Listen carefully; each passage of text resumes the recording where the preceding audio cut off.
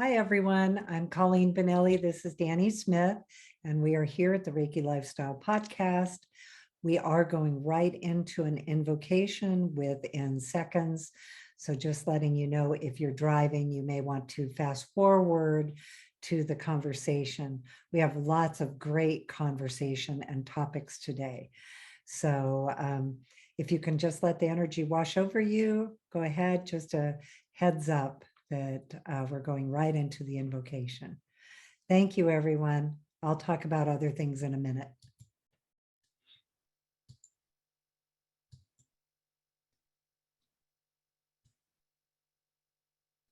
Close your eyes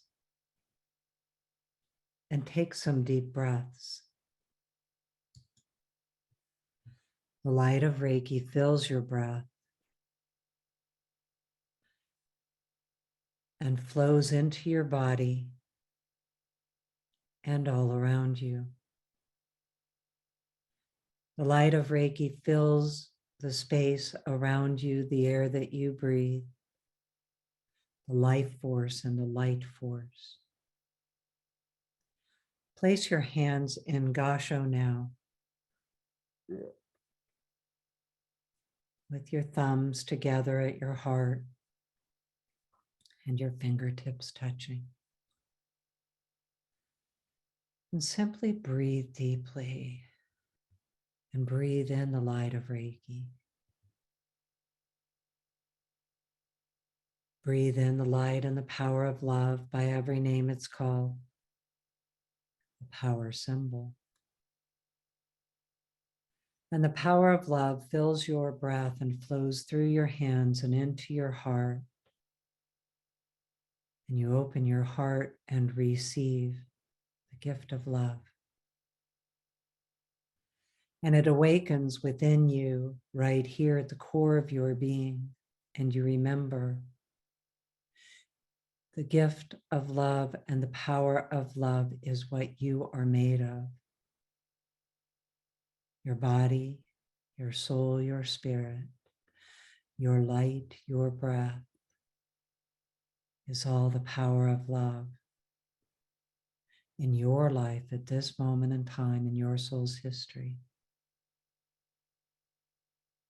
Place your hands comfortably on your body now and breathe deeply the light and the power of the divine mind. And as you breathe in the light of the divine mind, pure consciousness, your divine mind is revealed. And your divine mind shines through your body, your gifts and your talents revealed in your cells, in your physical systems.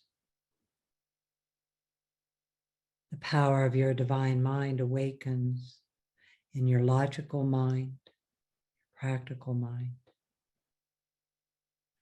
your human consciousness. The power of the divine mind lights up and is revealed in your heart mind, and your heart light shines as you receive the light of the divine heart, and it shines within you. And through your gut brain, at the core of your being, your soul's knowledge and wisdom, your authentic intuition, imagination, insight, inner truth. And as you breathe in the light and the power of the divine heart, and the divine heart fills your breath and awakens your divine heart, revealing your heart light, shining in front of you and behind you, on each side, above you, below you, and within you. And you remember its presence. And you remember the origin of you is pure consciousness. And your divine heart reveals your self-awareness in that moment when this power of love and the spark of light and pure consciousness became self-aware as you. Breathe deeply now as the light of the earth rises through you. The heartbeat of the earth and all of the elements. As the earth itself rises through your body and the minerals and the earth and the soil and all of the living things of the earth, the waters, the fire and the air, the elements of the earth filling your body, your consciousness and the purity of consciousness, your higher human consciousness and higher thought.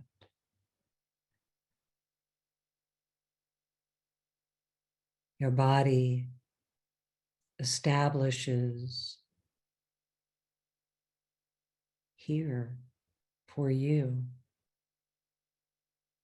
In that moment, when the spark of light became self-aware as you, your spirit is right here within you. Your body is made for this, to give you this life right now. And your divine spirit and your human spirit are one breath, one light, right now, being you. And you belong here as you receive the light of the earth and you receive the light of the heavens. And the light of the earth and the light of the heavens is right here within you. One light, your light. One breath, your breath. This breath at this moment in time. And as you breathe in, the light and the power of the divine, the heavens and of the earth, and the divine within you unifies and ignites, and you become self-aware that in truth, you're an extraordinary being of the light, like the angels that are here, the ascended masters and sacred and beloved ones. As your perceptions expand around you to the life force and the light force here in the first heaven, this spiritual realm of duality, physical form, experience, time, higher frequencies, lower frequencies, beauty, love. Breathe deeply now and receive as the grace and light of compassion fills your breath, the light of peace, the light of beauty, the grace of gratitude flowing in, awakening within you. Divine animal kingdom is here in a circle all around you. Imagine now standing under the tree of life. Breathe deeply. And all around you is the divine animal kingdom. And they share their blessings with you here in this circle of life. There's peace and harmony here. You can hear the sound of the river of peace flowing by.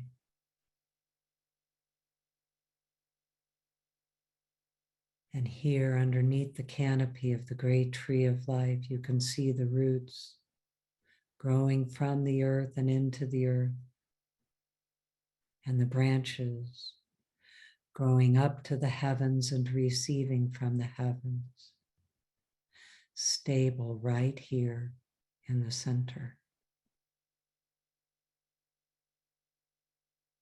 And the ground underneath you is stable, and your roots are of the earth and flow into the earth and receive of the earth and give to the earth in a beautiful exchange of life and breath.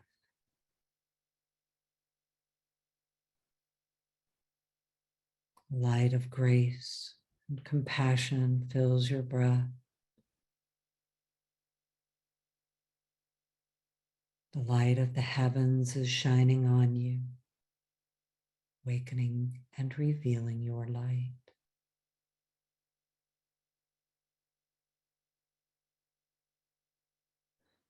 Breathe deeply now and receive. Sonar, Halu, Hearth, Rama. Breathe deeply and receive.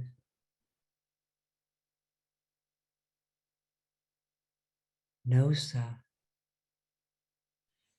Iava, Shanti, Kriya.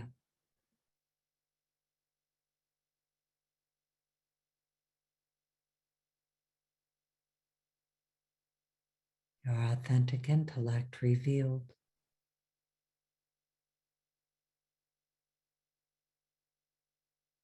Your authentic peace revealed. The spirit of the earth revealed.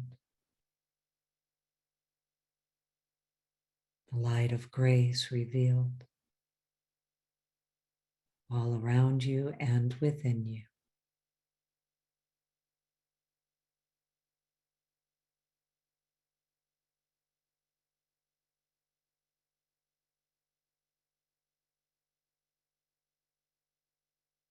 Welcoming the light of gratitude. As together we say thank you to our Mother, the Earth, and all of the waters, and the life on the waters, the plant nations, the medicine and the food plants, the people who know how to use them. Thank you. We say thank you to the animals, every kind. Thank you to the trees and the birds. Thank you to the four winds, the thunders. Together we say thank you to our grandmother, the moon, and our brother, the sun. The stars in the night sky. Thank you to the enlightened ones that share this earth with us. Thank you. And thank you to the great being of the universe. Shine on us and be our friend. We open our hearts and receive the gift of love, the grace of gratitude. Look inside and say thank you to you. And we say thank you to each other, those of us live here today and those who listen later. Our circle's always divinely ordered, caring and loving and contributing to the wellness of the people and the animals and the earth itself. And thank you to the teachers who came before us to bring us these ways. the descendants who come after. We are in the lineage of the people called to the divine in the heavens and in the earth and within, to live healthy, thriving lives of well-being, love, loving and caring deeply. Thank you. And so it is. I'm Colleen Benelli. I'm here with Danny Smith, and Robin Benelli is my daughter. She's taking the day off for a doctor's appointment today. So anyway, this is our live monthly Q&A. So people are joining us here live. For those of you that are listening later, we have a whole group of our community that is here to talk about Reiki, ask questions, and we talk about Reiki and talk about questions. So some of them people have sent in advance, and sometimes we get to those and sometimes we don't. But I did promise that I would in this one email particularly. So I'm going to go ahead and start there. But before I start on the questions and the answers, just some quick announcements. This is the Reiki Lifestyle Podcast, and you can find us on reikilifestyle.com always. Also, YouTube. We put a lot of these things on our YouTube channel. Also, everything's Reiki Lifestyle. And so you can find us on all the social media and everything that way too. But we do our invocations and we do a lot of questions. We're putting up quite a bit of content that is, just fun to watch and listen to. And we have a pretty big community too. Also, just announcing, we have our upcoming Next Step Reiki classes starting in January. Those are 12-month courses. And then also Explore the 12 Heavens starts in January also. And then we have Animal Reiki, Reiki 1 and 2, Reiki Master upcoming. Again, all of those are on Reiki Lifestyle. All right. So, I should also announce the Distance Reiki shares on Tuesday mornings that are free and open to everyone. They're online, and go to reikilifestyle.com to find out about those too, because they're pretty awesome. All right. So I think that's everything, Danny. All good? Yes, and the Next Step Advanced Reiki courses, I believe the registration is either up or going to be up very, very soon. Well, it'll be up by the time this airs, I think. Okay. Yeah, so the registration is on reikilifestyle.com, and we have early bird registration and some of those things actually Robin knows more about. So I'll let her share when she's back. So anyway, all right. So one of the first questions, there were actually several of them that were very related. So let me get to those.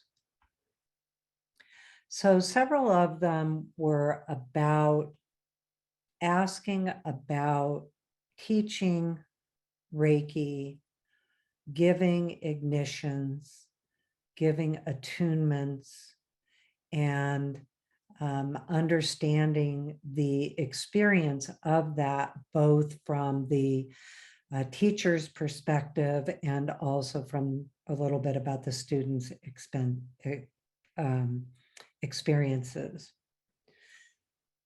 So the first clarification that I want to make is the difference between what we call attunements and what we call placements and ignitions. So in truth, attunements are a style of or a method of connecting people to Reiki, and typically given by a person who has been connected to Reiki by another person all the way back to Usui Sensei. Usui Sensei, the founder, made it was one of the big things that he actually did with the system of Reiki that was very different from what other spiritual healing methods that were being used at the time. Is about a year after he received Reiki, that is when he actually decided to develop an attunement method that would connect people automatically. Originally, people would just work next to him and they would receive it by working next to him. But then his work became so popular and necessary that he actually realized he needed to do something to create an attunement. And so he actually practiced quite a few different techniques that you would still call an attunement. An attunement is actually a technique we use to attune somebody to the energy of Reiki. And there are many different ways that technique is done. And the ways that the technique of attunements, the way that they are done, can vary by the different Reiki lineages. A lot of the styles of Reiki attunement techniques that developed from Usui, Hayashi, Takata, and after that, through the evolution of Reiki, had a lot of variations. So like when I learned Reiki originally in the 2000s, I learned from probably, well, yeah, I learned at least 10 different attunement techniques taught by different lineages because I was learning different lineages. And they all worked. They just had slight differences.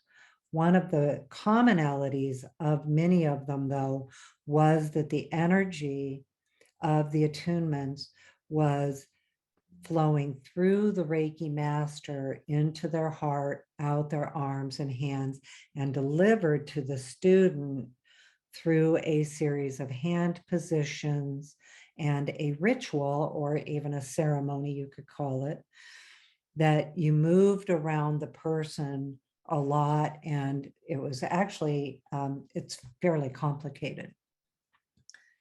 So anyway, those were the styles of attunements and variations that we practiced really for the majority of like my Reiki career until 2015, when William Rand received Holy Fire Reiki, and Holy Fire actually directed him to change the attunement method. And so the attunement technique. So he developed what was called, or I shouldn't say he developed, Holy Fire really instructed him on here's how you're going to do this now. And so he worked with the energy, and the new attunement technique was called, he called it an ignition, to differentiate it from the other styles of attunements that we had been practicing, where the energy flowed through the teacher and to the student through the ritual, what we call a hands-on technique. And the Holy Fire ignition changed the attunement technique to it's a guided meditation for a short period of time by the teacher, and the energy of the attunement goes directly to the student during a period of silence where the student is in their own inner experience. And this is done with the whole group at once. So then the next attunement method was the attunement to the Usui symbols, the first three, the power symbol, the mental emotional symbol, and the distance symbol, and then the Usui master symbol.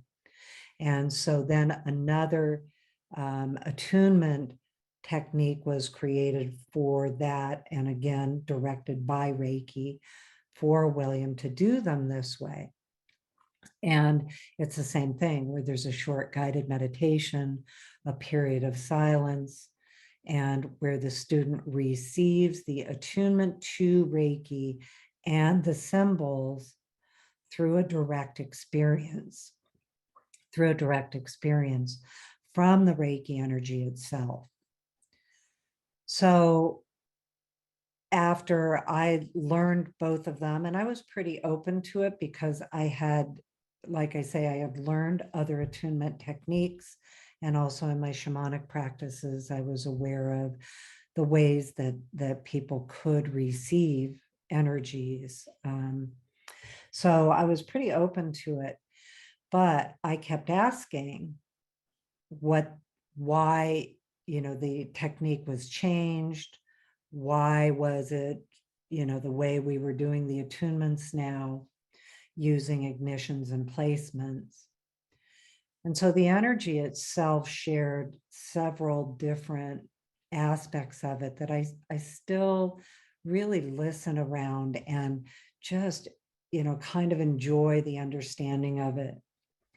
The first part of it was equality, in that the hands-on attunement method is actually fairly complicated. A lot of people were intimidated to do it, afraid that they would be incorrect with it. And we would even teach that it's okay. It wasn't so serious that if you missed a line, it wouldn't work. But, it was still that, feeling like you need to get it exactly right. And there were a lot of steps to it. So a lot of people felt concerned by that.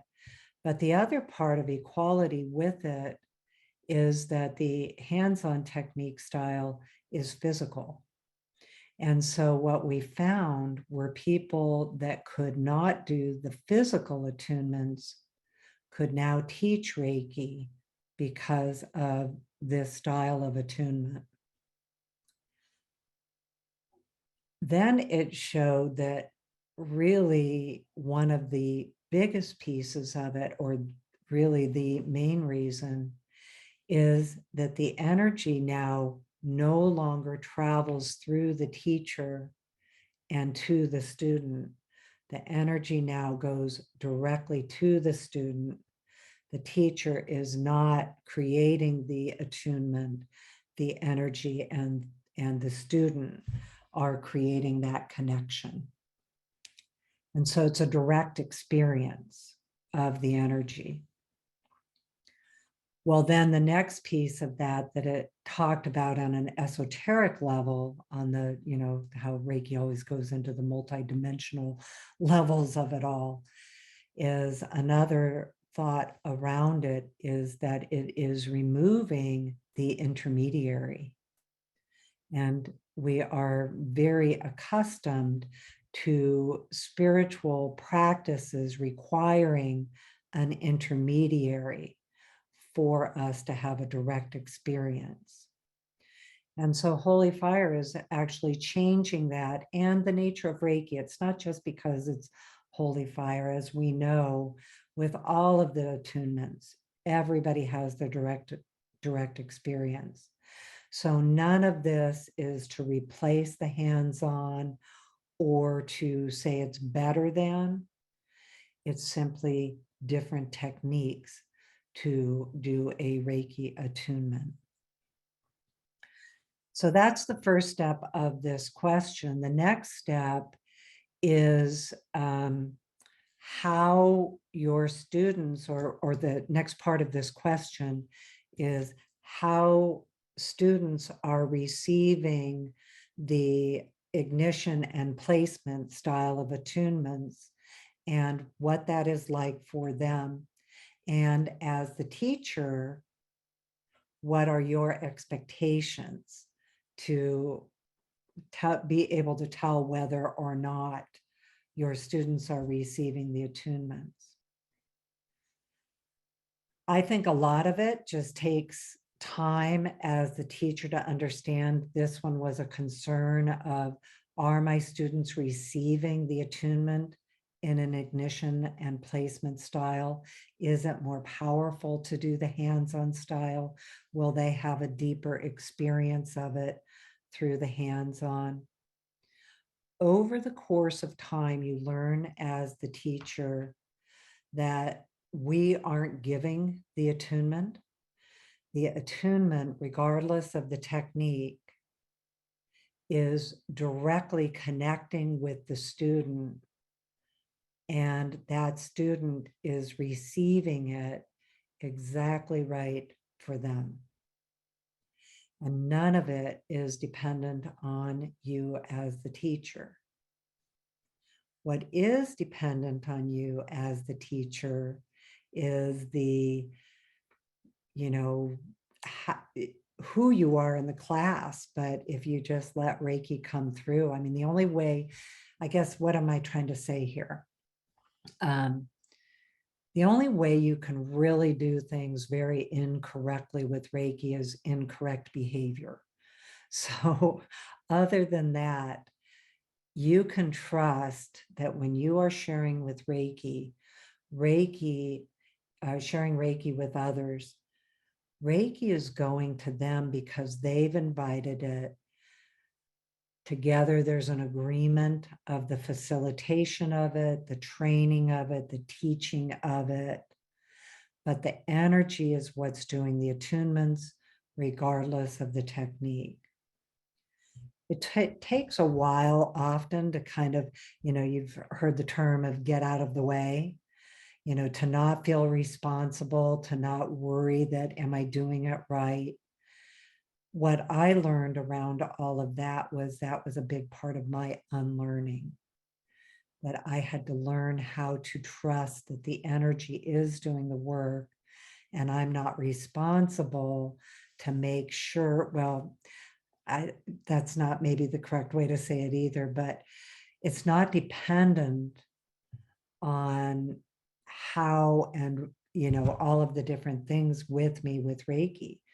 And so when people have different experiences in your class, you just allow it to be their experience. Sometimes people have very profound and fantastical experiences, particularly with the ignitions and the placements, because it does take them into an experience. It's like a journey, a Reiki journey, and takes them into their own consciousness. Sometimes people fall asleep. Sometimes people can have in an attunement, regardless of hands-on ignition or placement, people can have mind chatter the whole time. And all of it still works. Reiki is also not dependent on their state of mind for it to work. What can happen, though, is a misunderstanding of how the energy is going to work for them. And of course, wanting it to be immediate and profound and always fantastical. But sometimes it's very practical.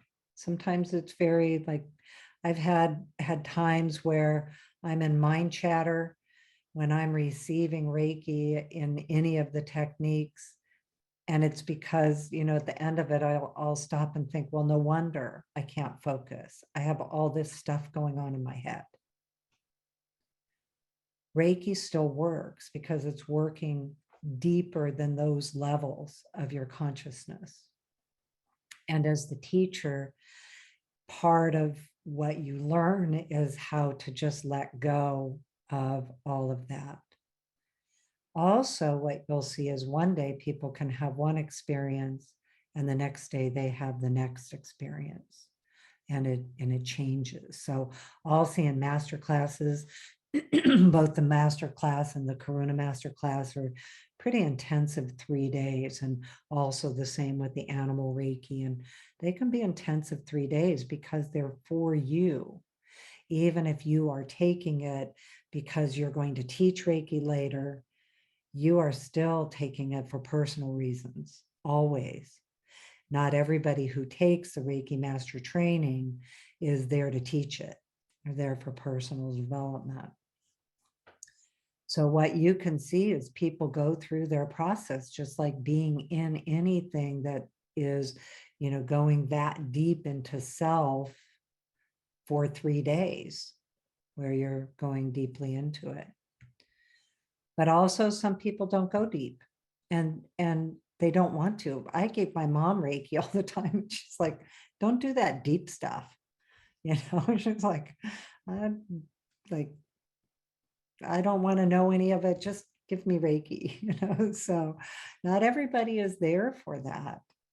And part of it is that Reiki is going to teach them according to them and what their interest is with the energy. Because we can all have, I mean, I'm very aware that, I think of Reiki in a very spiritual term. I have, it's always had a shamanic influence with it, and, spirit guides. And it's because I love it that way. And, I don't know if it's all exactly what I think it is. I just like my belief system. So everybody gets to have their own with it. And that's what will happen in the Reiki attunements, ignitions, or placements. So then another part, this is a second question that's really in the same kind of it's a similar question. So now when we go to the actual ignitions and placements, understanding the question is, are there symbols imbued into the words of the guided meditation? All of the ignitions and experiences all have guidance with Reiki energy, but it's not because you say every word exactly word for word. It's not so like this is specifically how it's done, has to be done, has to be said, that like when I'm doing either the ignitions or even the experiences or the Reiki journeys, other things come in, new words come in, because I'll be experiencing some of the energy as it's coming in. But, so I might know that the heartbeat of the earth is coming up and flowing through a person, even if that's not in the words that are written. And then at what point in the meditation do the students make the connection to source? And that's varied for everybody. And that's true in any attunement. You'll have some people that have an immediate response. Other people is over time. And sometimes it takes a while. The biggest answer to that question is a lot of times it takes people a while to understand what their Reiki experience is. And that has to do with intuition.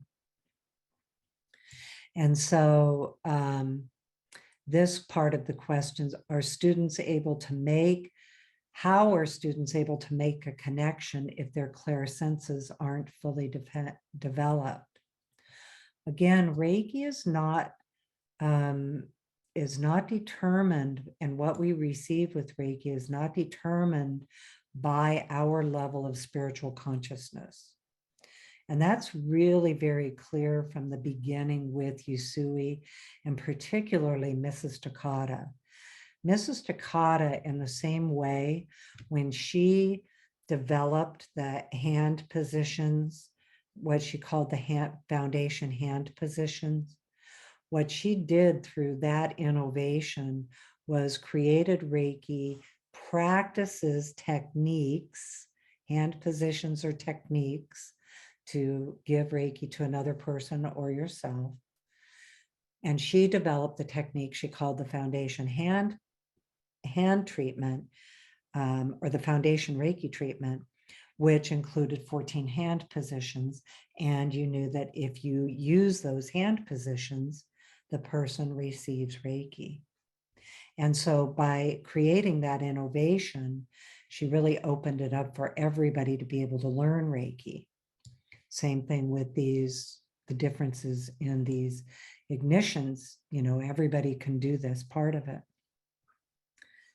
So the other thing to realize is that Reiki is not dependent on our spiritual consciousness. Oh, and that's what I was saying with Mrs. Takata, is that's what she said, is that anyone can learn Reiki.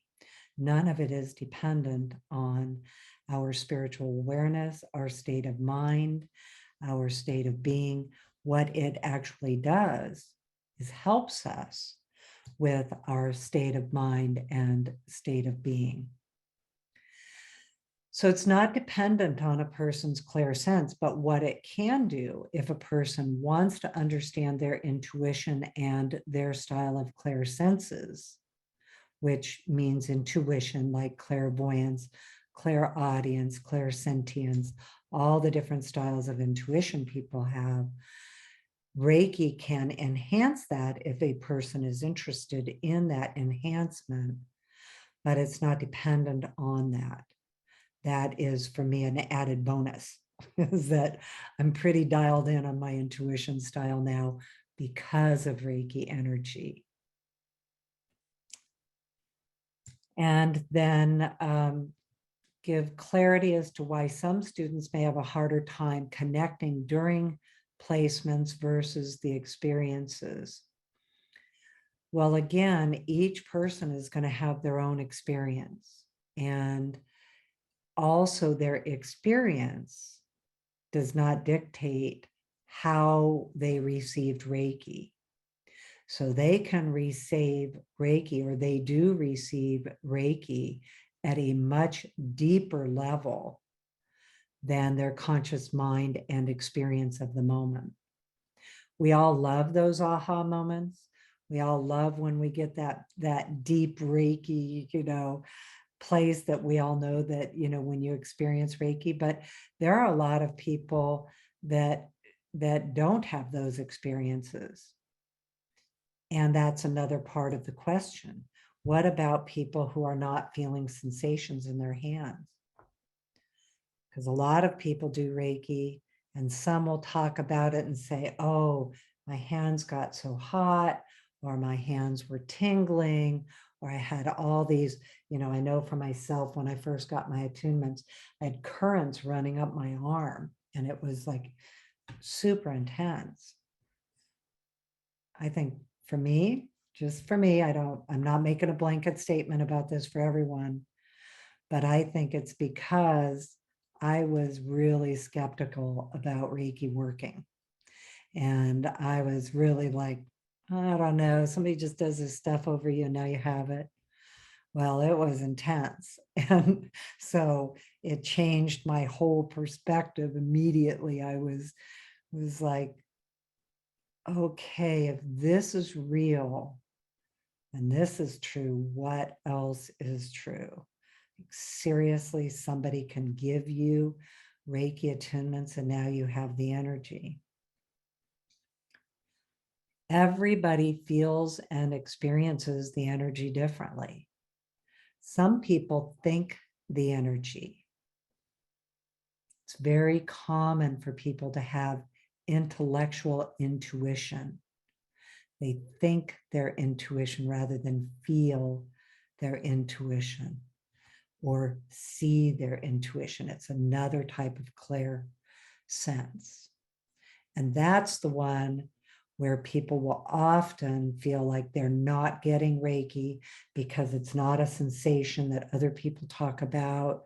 It's not a feeling inside or a picture in their mind. It's a thought in their head. And that's a clear sense. And particularly people that are very left-brained, analytical, engineers, researchers, people that are, rocket scientists and things. Well, of course, they have an equal intuition to people who see things and are creative and feel it. It's just a different style, and it's not talked about that often. So a lot of times in attunements, when people receive Reiki, most of the time, it takes the time for people to experience their style of intuition so that they, know how Reiki is working for them. I even have some clients and students who practice Reiki, and one of them, and I want to have her on a podcast because she doesn't feel or see or know or anything, but she has a full-time Reiki practice and Reiki business. And it is all what she knows about how Reiki works for her is the results. And the bottom line is through it all is the results. But the results are often different than our expectations of what we think they will be. Sometimes they're just going to be more peace. Sometimes another part of this question was, what about after attunement? Sometimes people feel agitated. And yeah, that can happen. Sometimes people have all different kinds of experiences afterwards. And, we want it to be blissful, but it is an energy, and the energy is real. And that's the other thing. It took me forever to really understand. It is physically real energy. It exists, and we experience it in very real results. Again, often it's not like other things where we can say, well, if we do this and this and this and this and this, this is the predictable outcome and result. Reiki can be so different because it's working with the person at a deeper level than their conscious mind. So, here's the other part of this question. Then this one is there a way to tell if the Holy Fire Reiki energy is actually placed inside someone? So I wrote back in this and I said, in my experience, it always works. However, in my experience, not everybody understands how it's working to begin with. And that's the bigger piece of it. But that's really, in the next step Reiki classes that I was talking about that start in January, that's the reason that Robin and I started creating those classes, or I should say the Reiki energy made us create those classes, although we're really happy about it. But, we were definitely guided because so many of my students, even on day one, were starting to have their intuitive experiences with the Reiki sessions when they were practicing on themselves or practicing on others, that they were already starting to get psychic impressions, insights, sensations, no sensation, all of the above, and didn't know what to do with it. And a lot of times with the insight that Reiki can start, when you start understanding how that's working for you, the insight that Reiki, enhances and empowers within you, that higher thought and higher consciousness shows up in everyday life. It shows up in real life. And so, it shows up answering some of your practical solutions, your practical issues. When I've had mind chatter during some of these, sometimes it solves the mind chatter and puts things into priority for me and shifts my perspective. And so now the attunement, rather than it being about me getting somewhere else in this really, wonderful place that of course we love, it had a practical application. And that's what I needed most. So anyway, those are some of the questions. It's a long answer for it, and I knew that it would be, but I think it's a really relevant answer for those of you that are students trying to understand your attunement and Reiki experience, and also for those of you that are going to be teaching to understand that as the teacher, the first thing that you do to start your day in a class is bring the Reiki energy in. Take some time to do your own Reiki preparations. You can do that quick, you can do that slow. I do it sometimes while I'm getting everything done and I'm doing it all in my mind. But that way, Reiki is flowing through you and it's doing the teaching for you, and it helps you. It took me a long time to learn how to just let everybody have their own experience and not worry about if I was doing things right so that they had the best experience, understanding that it's their experience. And then one more question that's related to this is then for the people who after it, they have the experience of Reiki to begin with, but then they just kind of forget to keep practicing it or working with it. And then they're like, oh, I wanted to do more with Reiki, and how do I get it back? And now maybe 4 months have passed, or 6 months, or even longer has passed. And the question is, can I just start using it? Yes, you can. Reiki will respond to you and continue to activate. And unless you actively tell it not to be working with you, when you've received an attunement, you've said yes to the connection, to the energy. So sometimes it takes a while for you to have a greater interest in that connection. I've also found through my 20 some odd years of working with it, I've had cycles where I've had a deeper connection with it, and some of the cycles where I've had less. And it did take me a while to learn to, just kind of stay in the energy all the time. We talked a couple of weeks ago about the Jello, but that's a whole other conversation. So anyway, I think that completes that. So Kaz, I'm going to go ahead and have you unmute and add to what you wanted to say. Yeah, hi everybody. Right after I took my Karuna Reiki, that was not an ignition, it was a regular attunement. I had given two of my friends the attunements. Well, after each one of them, and worst thing was that it was in the summer, I was soaking wet. The energy that came through me, and I could feel it going out, right? So I'm between each attunement, I had to stand in front of the AC just to cool off. Okay. So I'm like, well, if this is going to happen all the time when I teach somebody, I don't know if I want to do it. So I let it go for a while. And then we finally get to Holy Fire, distance, Reiki, doing it online. I was like, there we go. Let me tell you, I had recently 2 students that we taught them 1 and Reiki 1 and 2. Oh, what a benefit, because I was out of it. I let the energy do it, and they're happy. They're happy.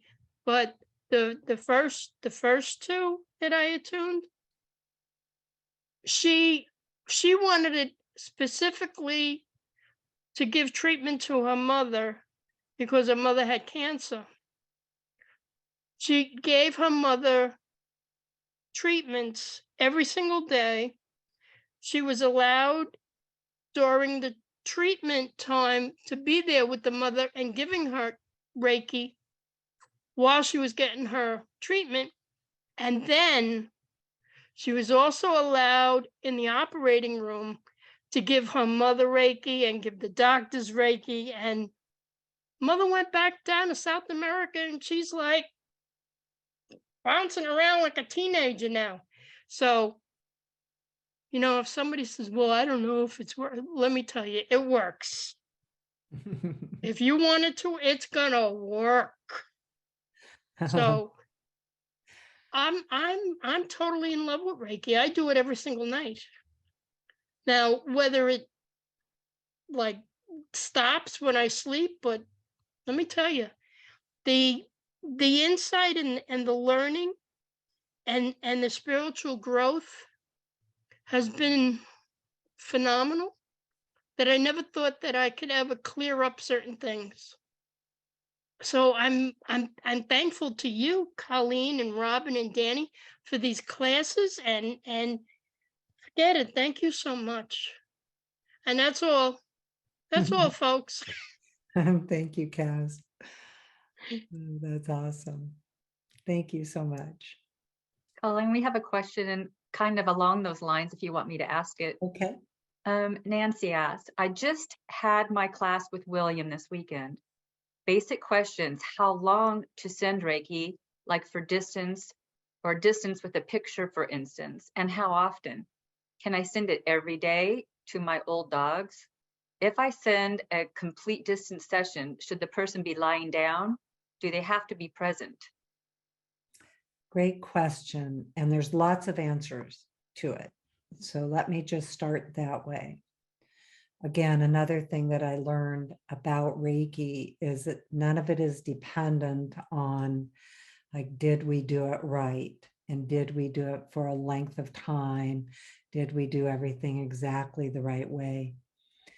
So I've discovered over time that distance Reiki works in its own time. I have sent distance Reiki to a person and they receive it before I sent it, which that just always was, that was a mind twister, having to understand that and then just finally accepting it because it's happened often enough. So the technique that you use, again, understanding that you're working with an energy and you are working with techniques that give you the ability to connect with the energy, receive the energy, share the energy. So different ways of doing that. So with distance Reiki, it depends on what the need is of the moment. There are often times that I have urgent prayers that come to me, or I see them on social media, or they come in an email. And so then everything goes into distance Reiki in that moment. And sometimes I have a long time for that, and other times it has to be quick because I'm in the middle of things. I've also learned that I can kind of bilocate with it, that I can be sending distance Reiki even at times that I'm doing other things. So for instance, I've had people that are in serious circumstances when I'm doing something like this, and I can also be thinking in terms of the invitation to the Reiki energy. So that can be distance Reiki on the fly. I also do distance Reiki with my Reiki grid. And so that's the grid with crystals. And the crystals are imbued with Reiki with the intention that they continuously send distance Reiki. And sometimes I'll walk by my grid and I'll put the name into the grid verbally. Other times the names go on top of the grid in writing, sometimes in a bowl that I have underneath my grid where they can go in writing. Sometimes I send distance Reiki to my grid with the prayer and ask my grid to do the distance Reiki through distance Reiki. So one of the things to understand about distance Reiki is, again, the Reiki energy has its own consciousness and it's working with the person rather than dependent on you delivering it. You are a facilitator, but it's not dependent on you delivering it.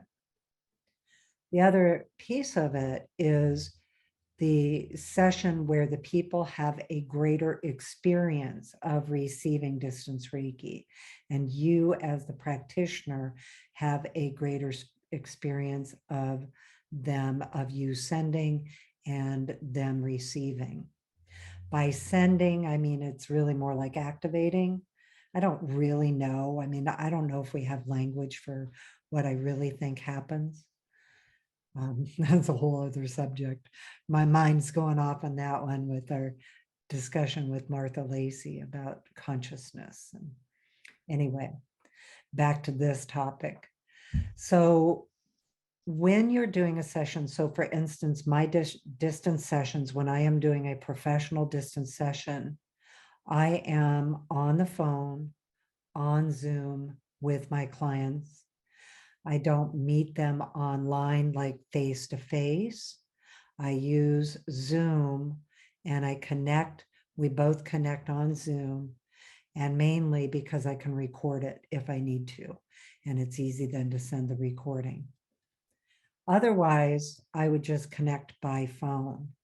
A lot of the reason that I don't do it face to face on the computer is because a lot of times people don't want to be up and be computer ready. And so we just do it offline or off the computer and typically on the phone, and definitely off video in the sessions. But I typically do have them present with me at the same time. So they're there with me and we are connected. Sometimes I've had those where the people have to go before I'm finished with the session. They end their part of it. They need to go and I keep going. And I am the Reiki energy is still flowing. Other times it's not possible for us to be in real time, but I'm doing a more extensive session than the distance Reiki on the fly. I'm doing a greater session, and me personally, I am having a deeper experience of the session. So it really depends on how you want to do that. I think for me, the biggest thing was, again, understanding that Reiki is not dependent on our ritual or our techniques. Most of those are so that we can connect with it, to experience it, physically work with it, physically do our sessions, etc. And we are physical beings. So there's that whole part of it. But I also think Reiki is trying to teach us that there are many, many ways we can do all of it because it's conscious. And I think there's a level of unlearning of the requirements to do it right in order for it to work, or for us to deserve it, or to be more powerful. What you will experience in it, though, is, for instance, when I'm doing it, I know when it's complete and I know when it's not complete. And sometimes if I think, oh, this feels complete, and I'll actually ask the question, am I complete? And something else comes in, the energy reactivates. Just like Biosen scanning, I'm sometimes when I'm doing the hand positions and I'm scanning, and I have my hands over a spot and I think, okay, I'm going to get up and I'm going to move, in an in-person session, or even in my surrogate. I think I've got it right behind me, that, I can be doing hand positions on my surrogate. And I think, oh, I'm going to move my hands. And the energy pops back up and I know, okay, stay right where I am. So that can happen at a distance session too, where I think I'm finished and then I keep going. With animals now, to answer that question, and can you just repeatedly give them Reiki? The main thing is consent with animals, is they will dictate that with you. And when animals say no, you kind of know it. So, with your beloved companion, they will let you know if you are,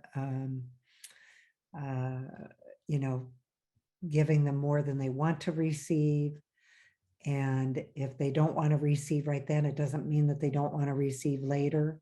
Sometimes animals have a different agenda than what you have, and they haven't made the appointment to know they're keeping an appointment.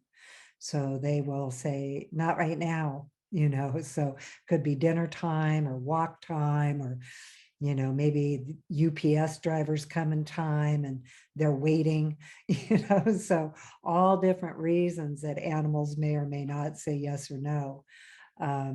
but always know that usually you know when they say no. I mean, they're pretty clear. They do it in their own way, especially if they're your own, if you guys are in relationship and they're, your companions, you're their caregiver. Yeah, Meg said I find they just walk away. Yeah, so. Okay. We have a few more questions unless you have something you want to go to. No, other than that one that I want to make sure we answer Jess at the top. Okay. Let's see. So it's Sorry. actually asking about spirit released. Actually, Yeah. it's the same with the distance. She's still asking about distance Reiki. Can you do spirit release on people's houses, land, or through distance Reiki? Yes. In fact, I do find it happens, whether it's spirit release, which indicates that it's an actual entity. So a lot of times when you're releasing energy with Reiki, or Reiki is releasing energy on a person, land, home, any of it. Sometimes when answering this question directly, if there is a spirit attachment or a spirit present that needs to go into the light, yes, you can also do all of that work, and Reiki does do that work. The other thing that can happen is you can have energy that needs to be released. And what we can call those are intrusions. And the differences with a spirit release and an extraction with an intrusion is that a spirit has a consciousness. It has a selfhood, where energies don't necessarily have their own consciousness. They may have a stream or a thought form of consciousness, but it on itself does not exist. So I see that very commonly in the sessions that we do. So if you think of, for instance, most of the time in Reiki sessions, a couple things are happening. One is energies that need to be released are released using particular techniques, or letting the Reiki energy do that just naturally and organically. You as the practitioner do not need to direct that. It organically and naturally, Reiki energy helps release energies that are unhealthy or, burdensome, and that's part of its nature.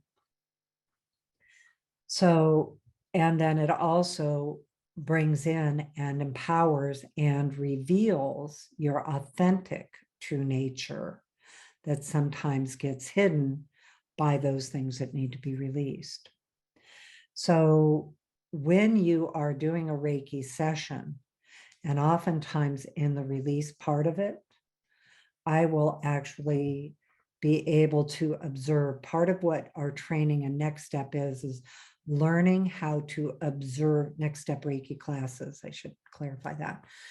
But you are learning how to observe what Reiki energy is doing.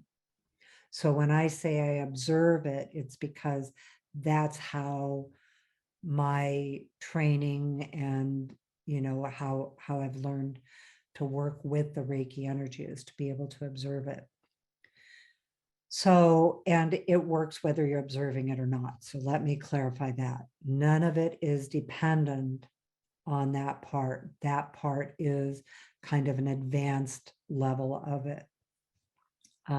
That probably a lot of you are already experiencing.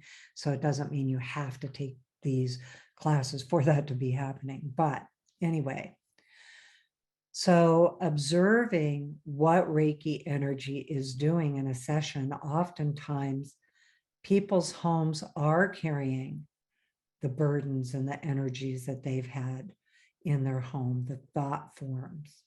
So last month, I think it was in October, and we did this, we put it on our YouTube channel. We did a lot of discussion about space clearing. And so sometimes you're doing the space clearing in a distant session. It's not always done with the physical, like we were showing, your own space clearing in your own home and clearing those thought forms. But Reiki energy can actually go in and sweep it, those energies. And always remember the way Reiki energy works is whatever it releases, whatever it removes or extracts, it heals that energy. It doesn't cast it out. You're not throwing it away. You're actually adding that distance Reiki symbol. And it's okay if you don't have it, it's still working. That distance Reiki symbol is a bridge of light to the light. And the Reiki energy is going to carry that energy getting released, cleared into the light, whether it's a spirit release or whether it's an intrusion and an unwanted energy that has built up and become a thought form. And it will actually heal that, but it releases the burden of healing it from you, particularly when it gets stuck in somebody's home. You know, you're walking along fine and suddenly, boom, you walk into a thought form of some old energy or something from a spirit release. And, you know, it completely shifts where you're at in that moment. So you will see that in sessions. You can do it in a distance session. They can be present to be aware of it or not.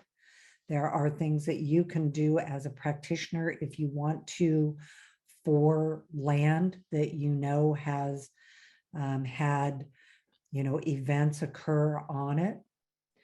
The other thing that happens with that is what you are often doing is empowering the land in its natural state. And that's what clears the energy, because the land itself hasn't been injured.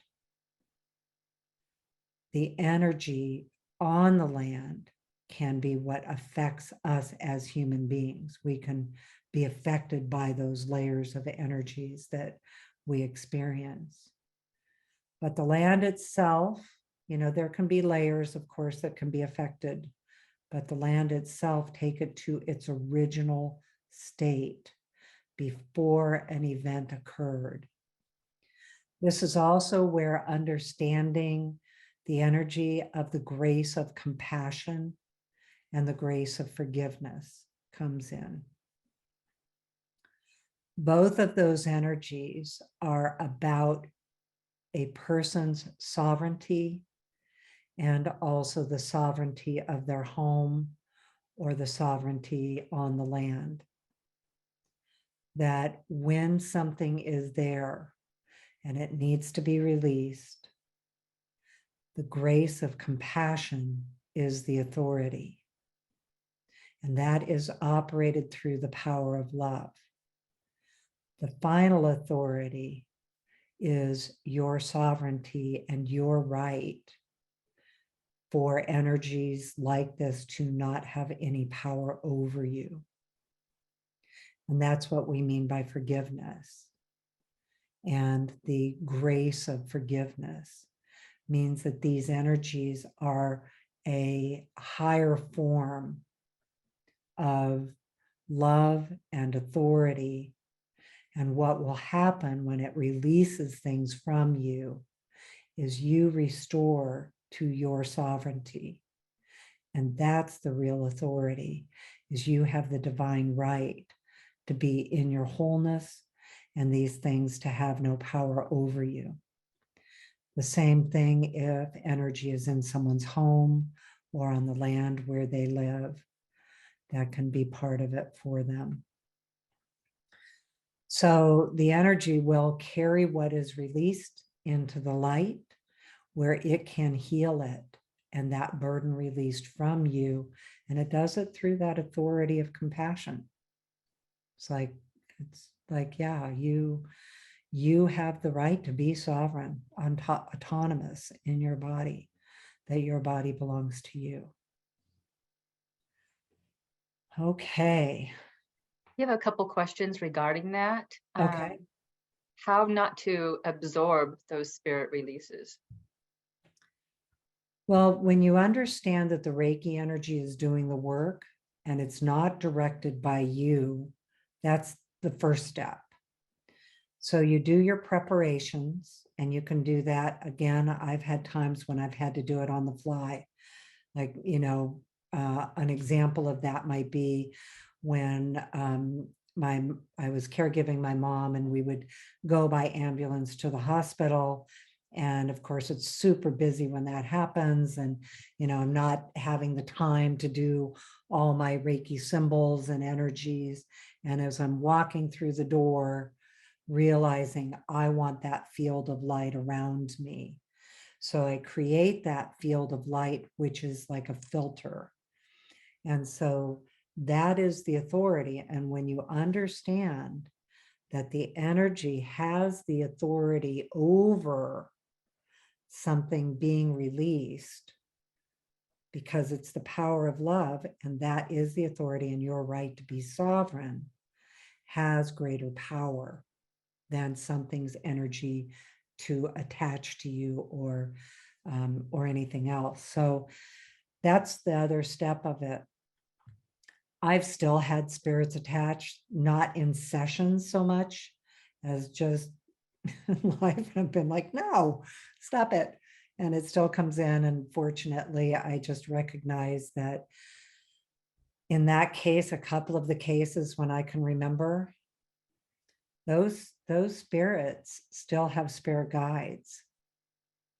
They got it to me knowing I would get it home. And then after that, I said, I get to have consent over that the energy does not get to decide that now it's my job in this moment to send that spirit home. So I get to be in agreement, and I made that agreement with the energy that it can't like come in and do that without my consent, which once I now know, I don't let it actually attach, but I am aware that something is there to be released. I also have boundaries around it. It's like I get to have my boundaries of when I'm doing that work, when I'm not. Sometimes, though, Reiki will absolutely grab my attention, and I know, yes, I am going to agree to this right now, even though it wasn't something I knew was going to happen in the moment. But I get to have the authority there. I get to have sovereignty and free will always. The other thing with Reiki energy, when you're doing spirit release, again, realizing you're not doing it, the energy is doing it. Personally, I have a spiritual team that does spirit release for me and with me. And this has always been true in all of my shamanic work and all of my work, working with Reiki, doing this work. I've done a lot of compassionate spirit release in my career, and with different techniques that I've been trained in. Always, I have a spiritual team that is, I work with Jesus, the archangels, Michael and Gabriel, and then sometimes Raphael comes in, and the Divine Mother, or Mother Mary. Sometimes she shows up. Oh, and Kuan Yin also shows up sometimes. But the three main ones for me are Jesus, Michael, and Gabriel. And so I just invite them to be present when I'm doing that work. They're doing the work. And if any of it feels intense, I just let them do it and move out of the observation. Another thing that can happen with spirit release is that people get really curious about it, which is one of the techniques that you can use to understand why it's there, how did it get there, what happened to it, all of that. In the techniques that I work with Reiki, I don't ask those questions. My role is to release the attachment, and let the energy take it into the light, where what needs to happen with it is done by a higher consciousness than me. And so I'm not involved. I'm not questioning the spirit. I'm not engaging with it in any way. I'm completely staying out of the way and letting the energy do the work. On occasion, information comes through, but it's not my goal for the information to come through. And I have also done those practices where that was the purpose, was for the information to come through. And that's a little bit different than mediumship, because one is spirit release, another one, when you are connecting with a spirit that has crossed into the light, that's a different technique also, and probably a whole other subject. It's one of the ones we teach in Next Step and Channel Your Next Step, the 3rd year, but really learning how to connect in with spirits, whether they are here and need to be released, or whether they have already crossed over or somewhere in between. That's another whole other technique. But when I'm doing spirit release or house clearing, I'm always letting Reiki energy do the work. And I stay out of the way. Okay, yes, thank you, M. Observe rather than engage, observe rather than absorb. So that's the other piece of it, is we're always observing. We're not directing and we're not taking it on. I don't bring it into my body to do that part. I let the Reiki energy do that part.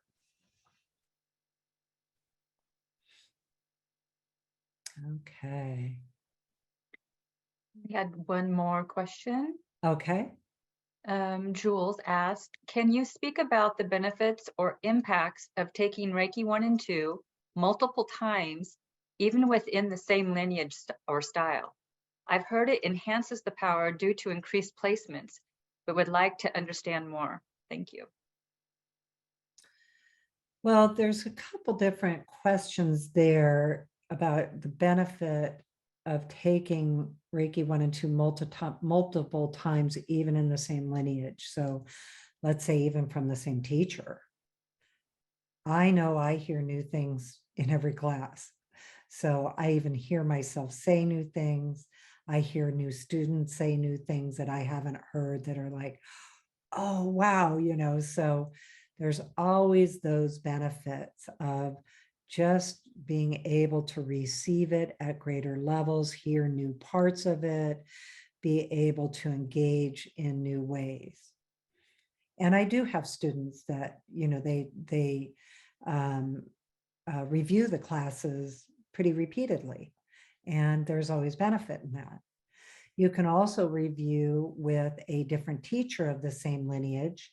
And as you know, I'm a licensed teacher for the ICRT and director of the teacher training program for the ICRT. And there are over 40 of us that are licensed teachers, which means we've gone through extensive training in teaching in this lineage. All of us have different flavors. We may work with the same outline, but each of us has a different understanding. I'm probably the most kind of shamanic in it. Others are very medical, who have practiced a lot in hospitals. Doesn't mean they're not psychic and intuitive equally and spiritual equally. It just means people are working with the energy for different purposes. Their clients have different reasons for needing it. I would say, people are really engaged in my classes and in my sessions with spiritual development, just overall well-being, spiritual expansion of self, and I think an expanded version of reality, maybe, and how to discover your inner truth.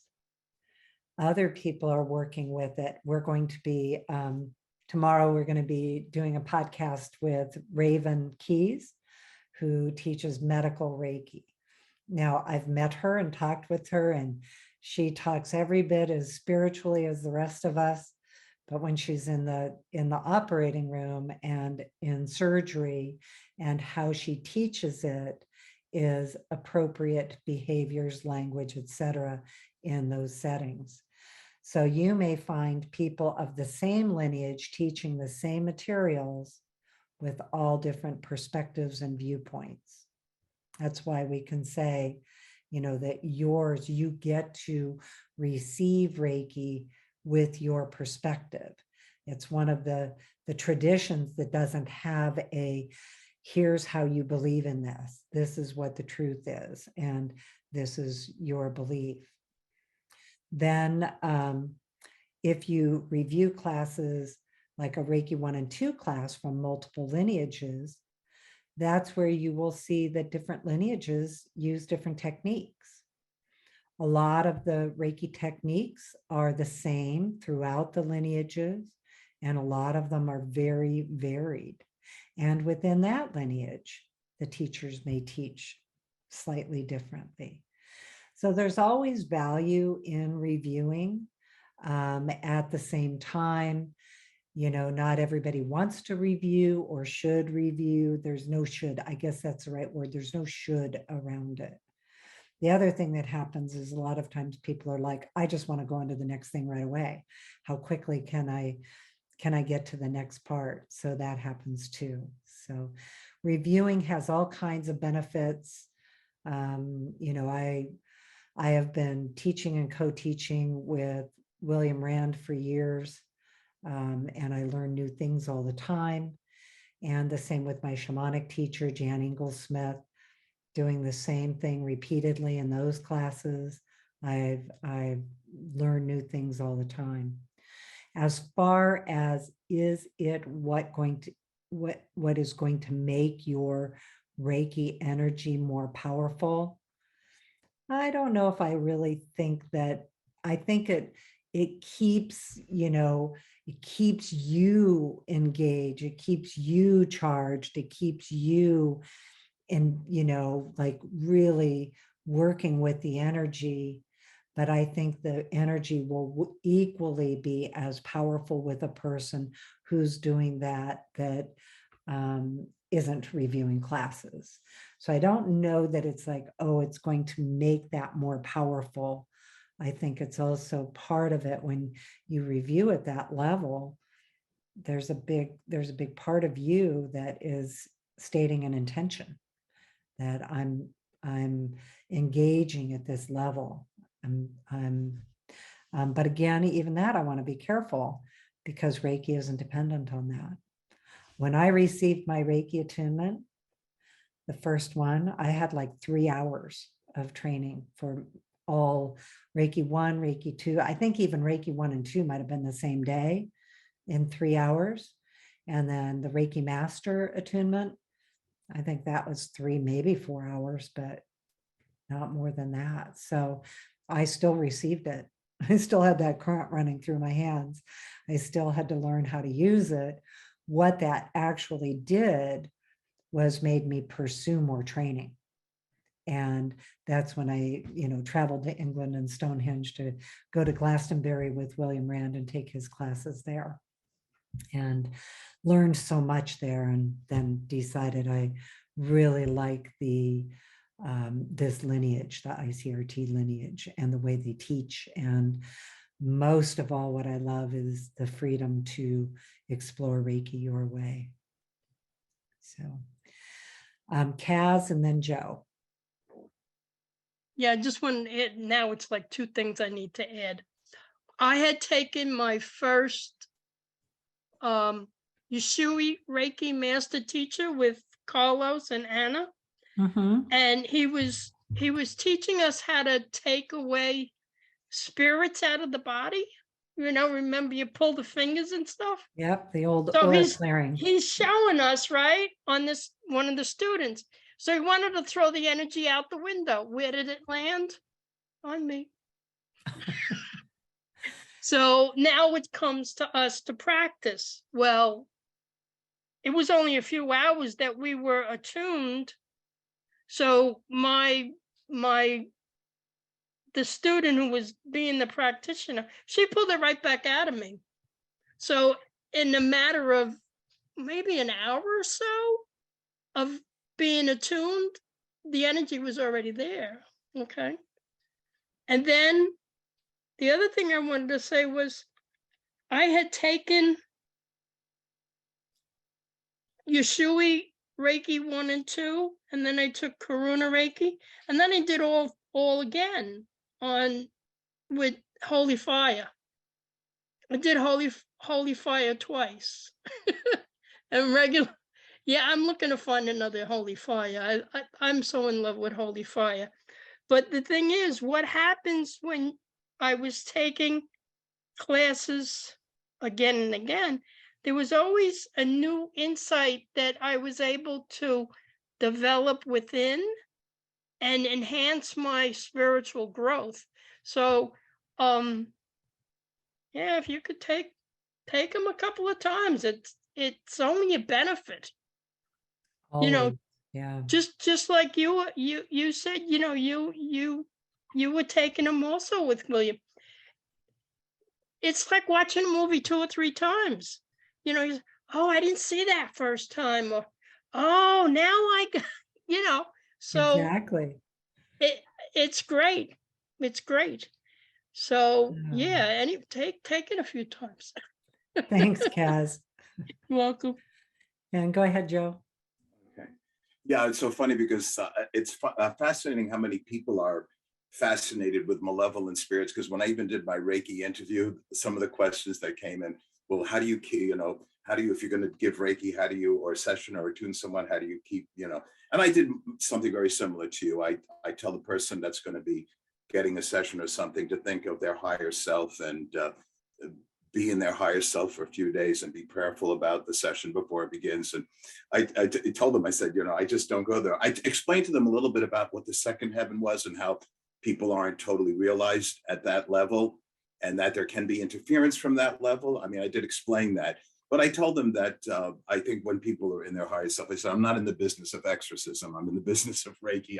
I told them that, and usually very different. Yeah, but the question I really wanted to ask you, because today's session was absolutely fascinating. I'm cleaning up, so I'm just running around the house with things. But when you're, as a Holy Fire practitioner, when you're teaching Reiki 1 and 2 to someone, the timing of doing the ignition versus showing them the first 3 symbols, do you generally discuss the first 3 symbols and then do it, or do you go into the I mean, even giving the Reiki lecture, I just do everything by my higher self. And like you say, it's always the best solution. That I realize that. But I'm just curious, because you're really, really in the belly of this all the time. Do you find for you that teaching 1 and 2 that you discuss the symbols first and then do the ignition? Most of the time, I have the opportunity to discuss them first. A lot of it is the recognition that until you really receive the attunements, it's all theoretical and it's all words. So the attunements actually give people a greater experience of them. The way my outline typically works, is the finishing up of the day 1. We talk about the symbols. I talk about how to draw them and share a little bit about them, show them where the information is in the manual. And depending on how much time we have in the afternoon for that, sometimes, I'll have a whole 45 minutes or an hour and I can do quite a bit. And other times we're finishing up the day. People are kind of maxed out. And so I just do a little bit. And then in the morning one of the things that I do that I like is I do the invocation with the symbols and they get to feel the energy. And that invocation that I use for that is in our invocation booklet. On on our website under the free downloads. It's under Reiki Library and free downloads. And we have an invocation booklet that has the one that I use. And I'll actually say the names of the symbols that morning. At the same time, I want to clarify that that is not in my outline. That is something additional that I do, because I feel like the invocation. So for instance, that's what I did at the beginning of this podcast. The invocation for me always has the Reiki symbols that invites the energy in. If I'm with a group of people that I don't know, like in this group, I don't know who has what symbols. I only use how I perceive the energy, like a description of the energy. Where if I'm in a Reiki II class, I might use that same description, but I'll use the name of the symbol too. And so I'll actually verbalize it. Now, sometimes that invocation is very short and I just use the name of the symbols. Other times it's longer. So for instance, in a Reiki II class, I would do an invocation working with the power of love as the power symbol, the power of the divine mind as the mental emotional symbol, and the power of the divine heart as the distance symbol. That could be a completely different thing for you. Like it may not show up for you in that context. And you could also do it where you're, just drawing the symbols. You don't have to make it an invocation. You could have people start with it. If I'm online, I put them up so they can see them to begin with. Then I go into the placement or the ignition. With the placement, in our outline for Reiki 1 and 2, the placement is given in the afternoon. I typically give it in the morning and then talk about the symbols, and we talk about it all day. And then we do the holy love experience in the afternoon. So you can adapt it your way also. So some of it depends on time, Joe. I know. And dovetailing into all of this, when we used to do attunements. Now, when I used to do it the old-fashioned way with the attunements, because we were talking about, do we have the sensation that the Reiki worked? Are we holding the way in, right? All of that stuff, all of those things. But when I was doing attunements, I would feel sort of like the hair on my spine, like stand up.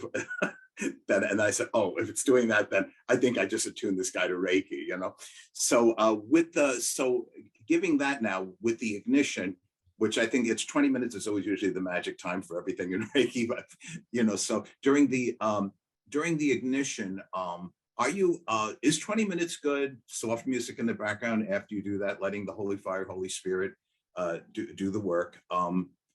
Do you think that's good? And have you experienced any physical sensation like that? Like, oh, wow, this really clicked. Oh, absolutely. Again, some of it is time related and some of it is also, kind of circumstance related. In a class for the ignitions, I typically do at least 20 minutes. So sometimes more than that. Yes. But yes. I don't know that again, that's like, oh, now I've done 20 minutes, so it's worked. I think it works regardless. Right. So, right.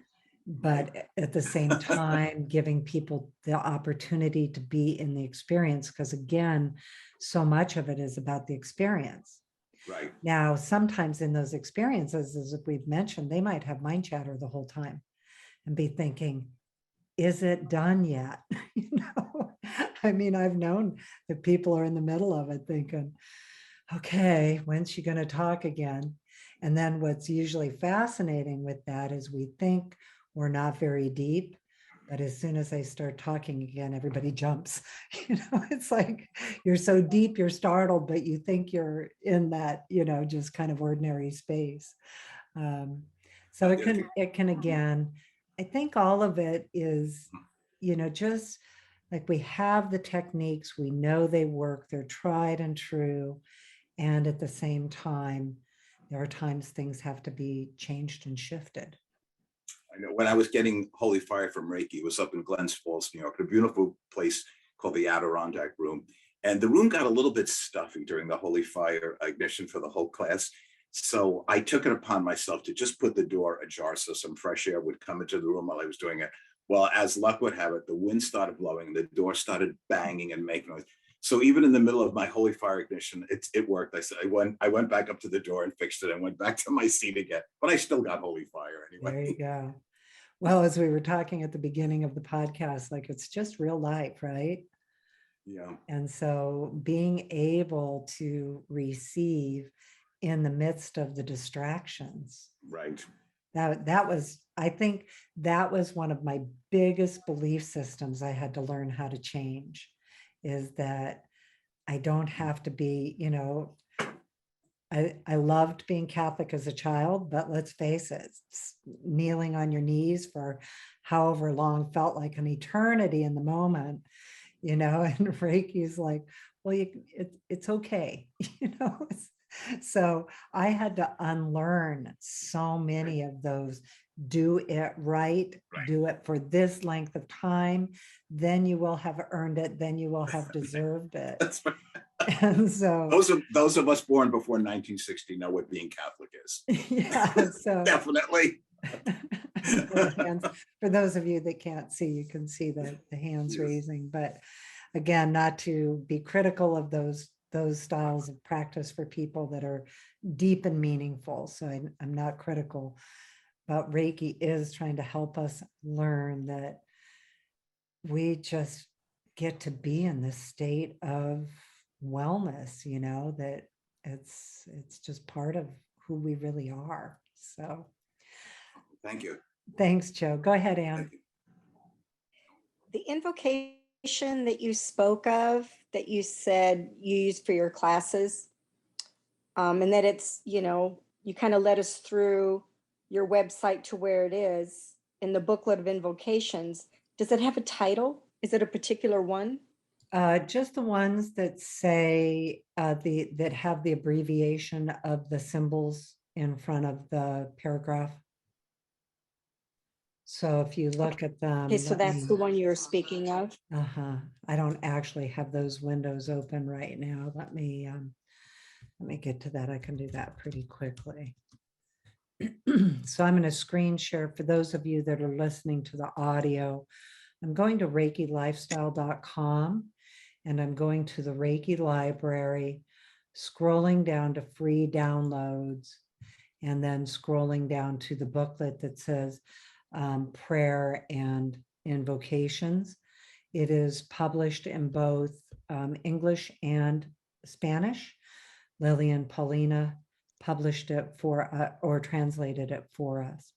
So when you open it and download the PDF is the easiest way to do it. And when you scroll down, you'll see that there are invocation examples. And when you go further down, let's see, here it is, page 9. And you can see that I've done a long version of the invocation using the symbols, and where I have put in parentheses, I say Robin, did all this actually, put in parentheses Page 9. the abbreviations for the symbols. And so depending on In-person invocation. Depending on what class you're on, you would only say the name of the symbol for that level. So let's say you did this invocation for Reiki I, you would not say the name of the symbol. Then if you did the same invocation for Reiki II, you would say the name of the symbols for CKR, SHK, and HSZSN, the distance symbol, but not saying the master symbols. If you're in the master class, you can say the name of the master symbols. Then it invites spiritual beings. You may or may not love inviting spiritual beings or be in a group where that is, appropriate for that group. These are completely adaptable to your way. You can kind of get the gist of it. You may use completely different language around it. You know, that's what these are there for. They are a free download. And at the very beginning of it, we have the how to write your own invocation and what the process is. So in that one, you know, we're just trying to help you with it. Again, they can be short, they can be long, you can adapt them. And I do adapt them according to the setting I'm in and change my languaging if I'm in a setting where people are, you know, I'm in a medical setting, for instance, I use a much more simplified type of an invocation. A lot of times, actually, in those settings, I even send it ahead of me. That's where I use distance Reiki to send it for me and for my Reiki ahead of me. Thank you. Okay, well, I love your invocations. oh, thank you, Anne. They sure do shift the energy, don't they? You know, for me, it's like, we do them, like I say, they may be a minute or 2 minutes, and they may be 10, they may be 15 or 20, but we do them for all of our meetings, for all of our work, everything, just because it connects us in and it connects that energy.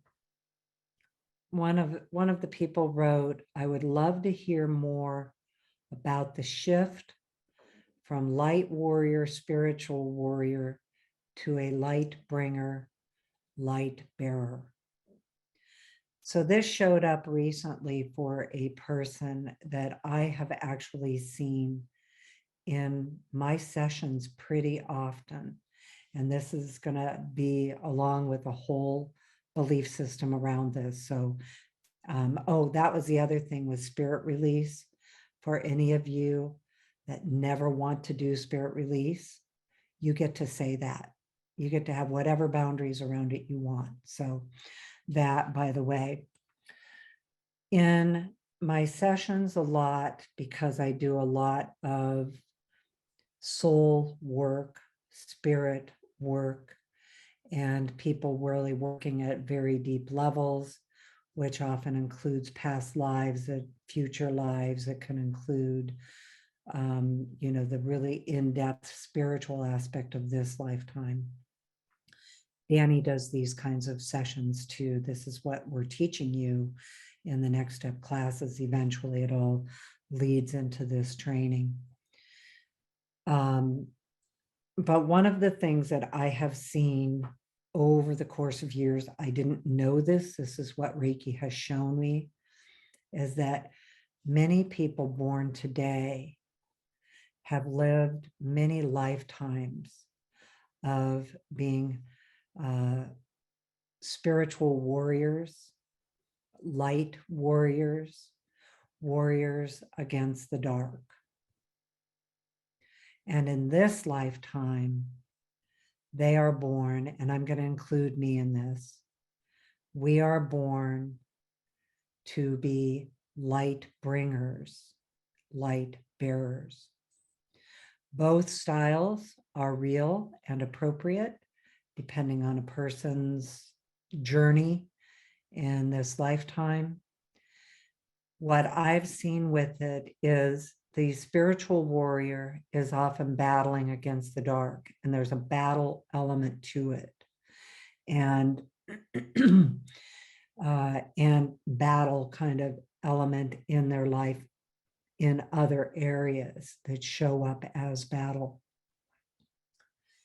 Where in this lifetime, they are shifting from the spiritual warrior into the light bringer style of light worker. Both are light workers. The light bringer is empowering the light, knowing that it illuminates the dark.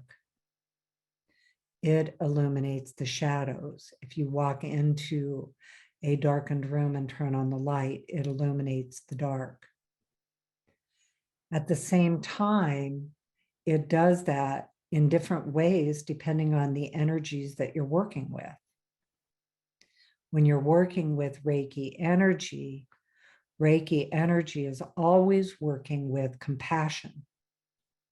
So the energy as a light bringer is amplifying, empowering, doing the things like even what we're doing right now is stating an intention that we want the light empowered. We want the higher frequencies empowered in this web of life.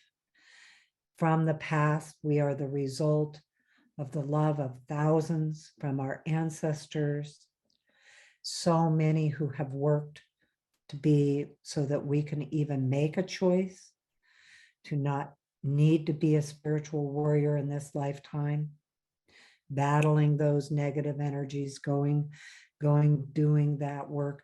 So even like with spirit release, in the spirit release I'm doing, it's all that light is coming in, that grace of compassion, the authority of love is what's doing that work.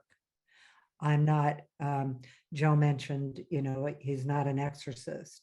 That would be an example of spirit release in a warrior style.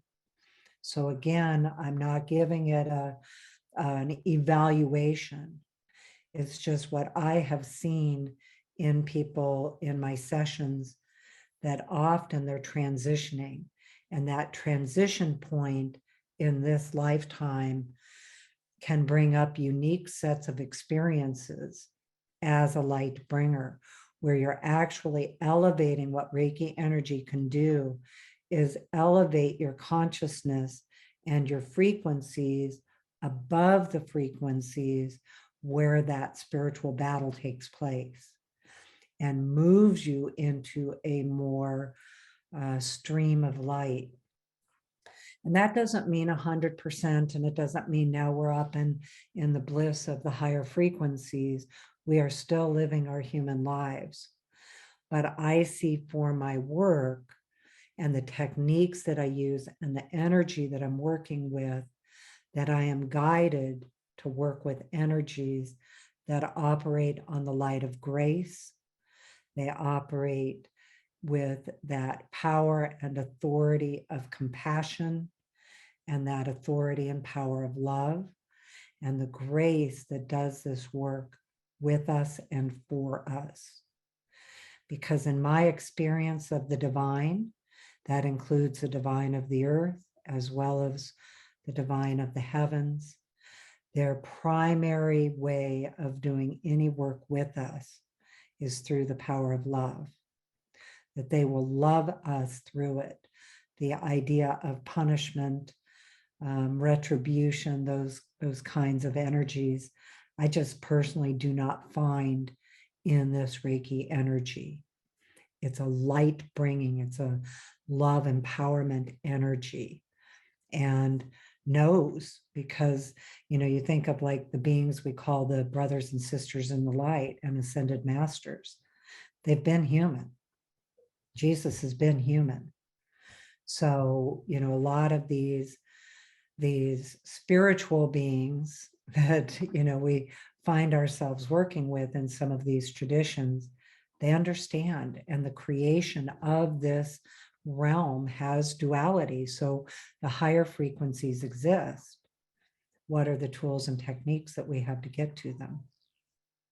So let's say for anybody listening, you're like, I don't know about working with all those spiritual beings. The energy already does that, and it's not dependent on us having those relationships, engaging with them. The Reiki energy is already doing that. It is an enlightened source, and it's a higher frequency. I do think there are still people who work with Reiki energy that are spirit in the spiritual warrior category, and there are people who are light bringers.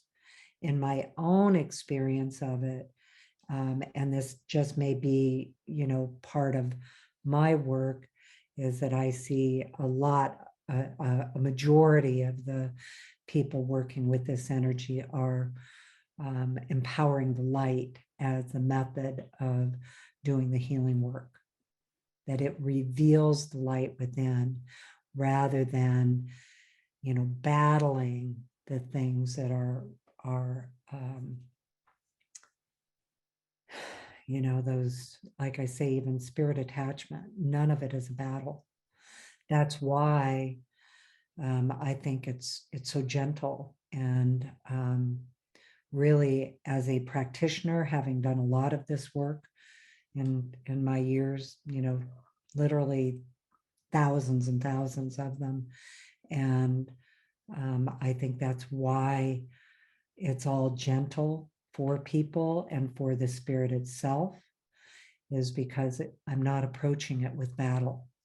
It's approaching it with compassion and love, and whatever is being released is actually being healed. So there's a big difference. It's a shift and an understanding of the energy and how it works. And again, it's not a right or wrong. It's just what I've seen for people. So I felt like I wanted to make sure I answered that question. I know it probably brings up a whole lot of other questions that we can continue and talk about, but that was one that I felt was really important to bring up and relevant today. And so I also find today that where we are today is our form of activism is light bringing. And that's what I always mean by Reiki is my form of activism. I actually am shown and observe the power of all of us gathering and stating these intentions of both entraining to these higher frequencies, intending them, just inviting them, really does make a difference. And it is a light bringer style. It doesn't mean I'm not active. It doesn't mean I hide from the realities of the world. I'm very aware of them. I stay aware. I stay informed. And I also stay in a place of self-awareness in the mix of it all and what I actually can do to make a difference and where I am best suited to make that difference. And so for me, this empowerment of, we call it the light, but it's so much more than that, or it is that, it goes into the mystery teachings. So for right now, that's why we did the gratitude ceremony yesterday. To me, that is a huge, I'm going to go ahead and spotlight that.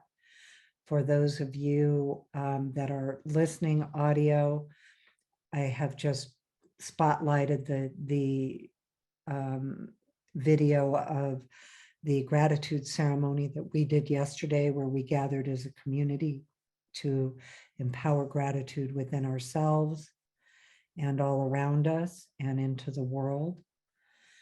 And one of the things I find the easiest ways to do that for myself is to notice beauty. So here is some beauty for you. These are the centerpieces. And I know I'll see a bunch of you again next week at the Distance Reiki Share. I don't even know the date. It must be like it's the Tuesday before Thanksgiving. But anyway, just wanted to share this gratitude with you and say thank you to all of our community. And I'd like to just take a moment to finish up now with this just opening our hearts and receiving this grace of gratitude and the power of the prayer of all of us and the people of the world's religions and spiritual practices coming together to create peace among all people on earth. So just place your hands wherever it's comfortable or on your heart if you can, and take this time to say thank you to you. Look inside and be grateful for you. Receive this light of great gratitude. beauty and grace and truth and trust and love and joy,